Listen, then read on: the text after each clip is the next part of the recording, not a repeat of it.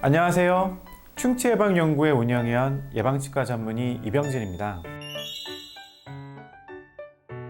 충치예방연구회 채널을 통해 우리 치아, 입안과 온몸에 도움되는 정보를 전달해 드릴 수 있게 돼서 아주 기쁘게 생각합니다.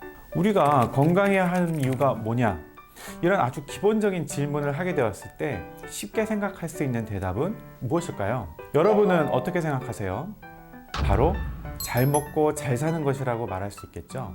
예전에 아주 유행하던 말이었잖아요. 그 중에서 잘 먹는 것, 이것이 충치 예방에서는 아주 중요한 포인트가 됩니다. 먹는 것과 충치, 아주 밀접한 관계가 있다고 하는데 어떤 관계가 있는지, 그리고 어떻게 먹어야 하는지 제가 아주 명쾌하게 정리해 드리겠습니다. 저는 우리나라에 몇 명 없는 충치 예방 전문 치과 의사니까 믿고 따르시면 충치 예방하는데 큰 도움이 되실 겁니다.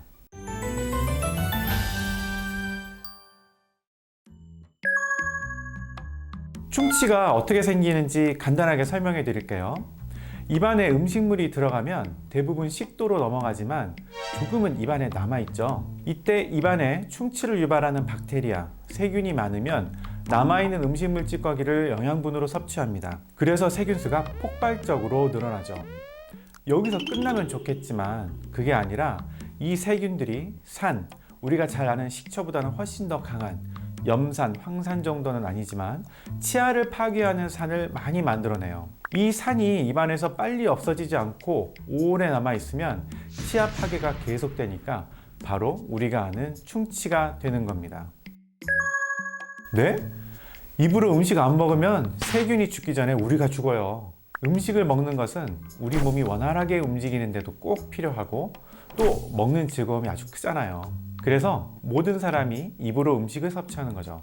그런데 음식을 먹긴 먹어야 하는데 먹어서 생기는 충치는 어떻게 예방해야 할까요? 충치 예방은 3가지 원칙만 잘 지키면 돼요. 잘 먹기, 잘 닦기, 튼튼하게 만들기. 간단하죠?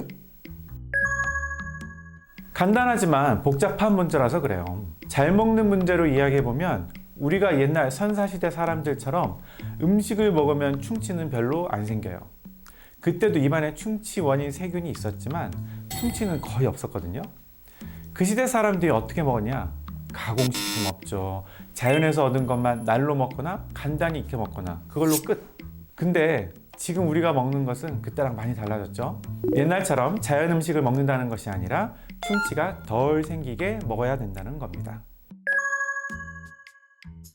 아주 오래전 무덤에서 출토된 두개골에 남아있는 치아를 보면 거뭇거뭇 약한 충치는 있었지만 완전히 썩을 정도의 충치는 찾아보기 힘듭니다. 역사적으로 충치를 치료한 것은 중세시대 이후라고 합니다. 충치가 급격하게 증가한 것은 19세기 이후로 추정되는데 아이러니하게도 이때 치과 치료 기술도 급격하게 발전하죠.